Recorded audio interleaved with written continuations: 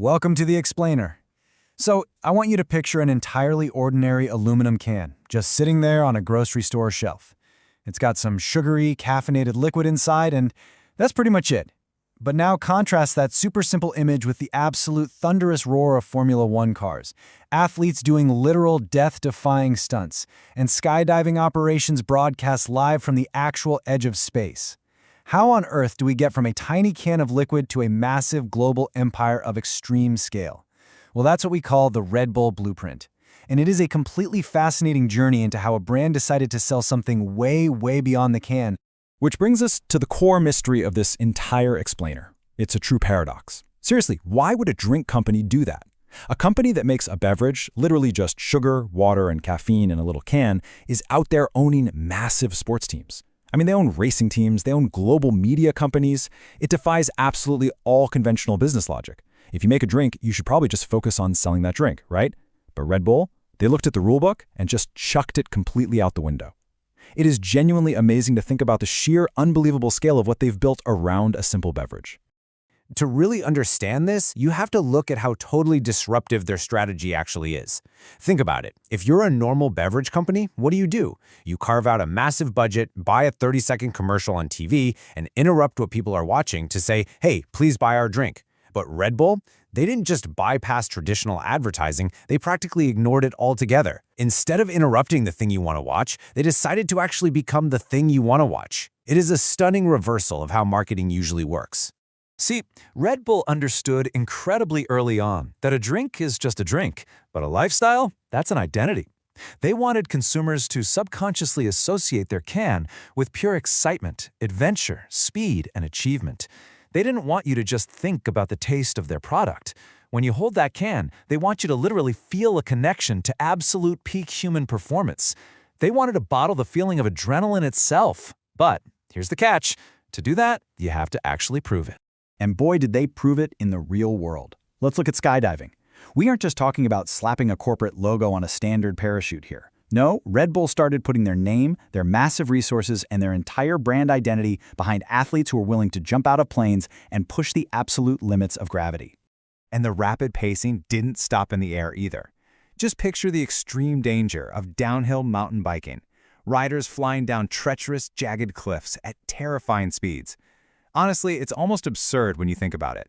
But Red Bull was right there at the bottom of the drop, funding it, filming it, and delivering that pure shot of adventure directly to us, the viewers. Snowboarding, too. And here is the absolutely crucial distinction. Red Bull didn't just sponsor these athletes. You know, lots of companies write checks for sponsorships, but Red Bull completely integrated into these extreme worlds. They became the architects of the events themselves. They were building the massive ramps, organizing the global competitions. They weren't just outsiders looking in. They were an inseparable part of the very fabric of these extreme sports communities.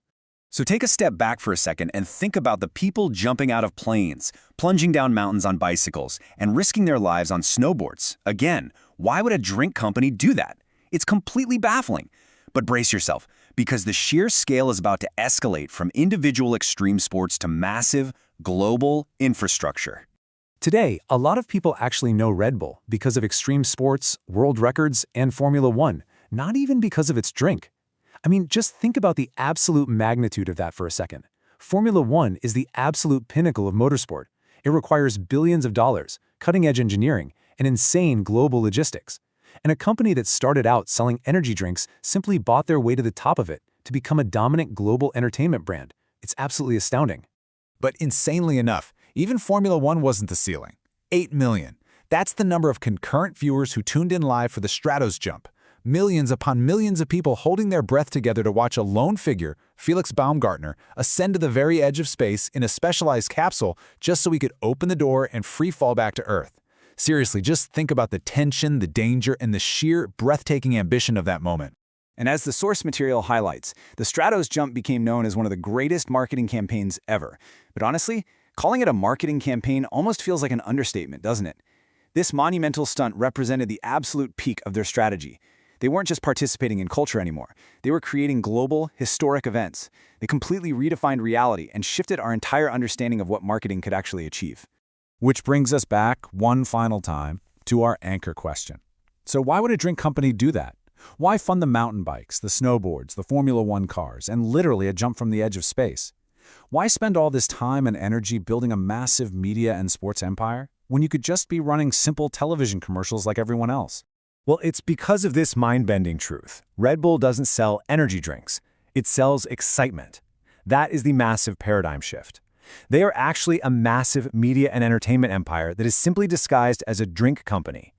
They've seamlessly connected extreme sports, high-speed racing, and global world record events into one cohesive lifestyle. The drink itself, that's really just the souvenir you buy to feel like you are a part of that incredible, pulse-pounding world. And that leaves us with this final, amazing realization to take away from this explainer. The best marketing doesn't feel like marketing. Red Bull totally bypassed traditional ads and literally showed us the absolute edge of human capability. But it begs a fascinating question for the rest of us. The next time you buy a product, are you really paying for what's inside the package, or are you just buying a ticket to the lifestyle it promises?